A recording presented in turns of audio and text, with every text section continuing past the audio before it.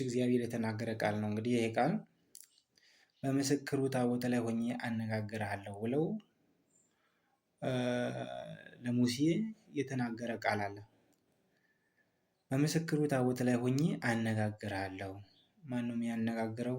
እግዚአብሔር። በምስክሩ ታቦት ላይ ሆኖ ሙሴን የሚያነጋግረው ማን ነው? እግዚአብሔር ነው። እያችሁ እግዚአብሔር አምላክ በምስክሩ ታቦት ላይ ሆኜ አነጋግርሃለሁ ብሎ ለሙሴ ሲናገር ታቦቱ ለሙሴ የሰጠበት ዓላማ ምንድን ነው? እግዚአብሔርና ሰው የሚነጋገሩበት ነው።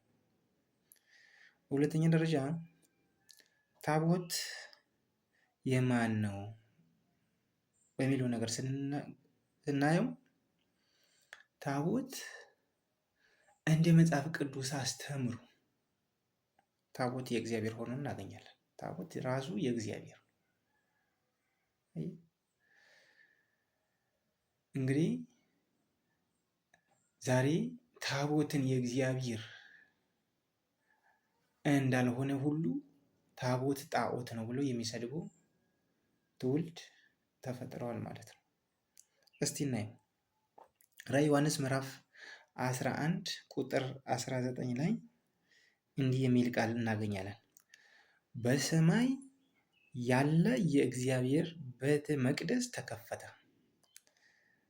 ተከፈተ፣ የኪዳኑም ታቦት በመቅደሱ ታየ ይላል። እያችሁ በሰማይ ያለ የእግዚአብሔር ቤተ መቅደስ፣ በሰማይ ምን አለ? ቤተ መቅደስ አለ። በሰማይ ምን አለ? ታቦት አለ። ተከፈተ፣ ምን ሆነ? ታየ ይላል። እያችሁ በሰማይ ያለ የእግዚአብሔር ቤተ መቅደስ ተከፈተ፣ የኪዳኑ ታቦት ታየ ይላል። ታቦት ራሱ እዚህ ቦታ ላይ የምናየው የማን መሆኑን እንረዳለን ማለት ነው።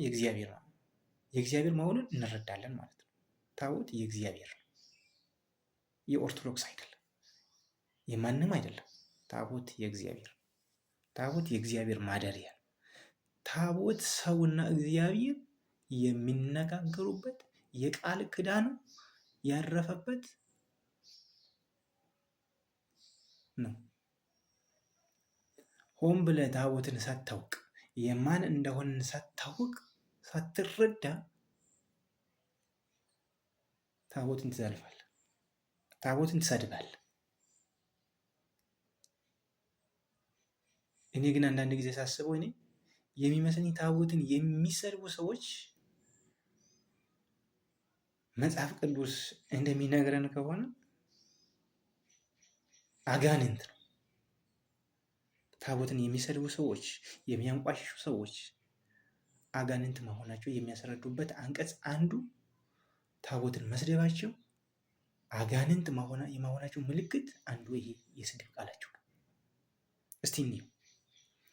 ራዕየ ዮሐንስ ምዕራፍ 13 ቁጥር 5 ጀምሮ እስከ 6 ያለው የመጽሐፍ ቅዱስ ኃይለ ቃል እንዲህ ይላል። ታላቅም ነገር ስድብን የሚናገሩበት አፍ ተሰጠው ይላል ለዘንዶው ታላቅም ነገር ስድብንም የሚናገሩበት አፍ ተሰጠው፣ በ42 ወርም እንዲሰራ ስልጣን ተሰጠው ይላል።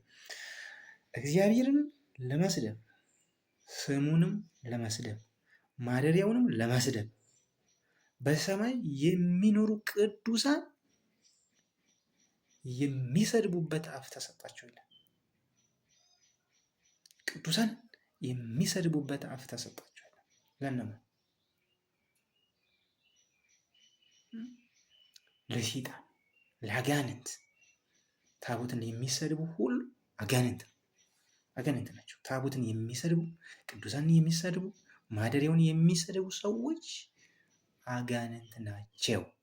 የአጋንንት ልጆች ናቸው። አጋንንት ባይሆኑ ኑሮ ታቦትን ባልሰደቡ ነበር፣ ማደሪያውን ባልሰደቡ ነበር፣ መቅደሱን ባልሰደቡት ነበር። ራሱ እግዚአብሔርንም የታቦቱ ባለቤት እግዚአብሔርን ባልሰደቡት ነበር። ነገር ግን አጋንንት መሆናቸውን የምንረዳው በዚህ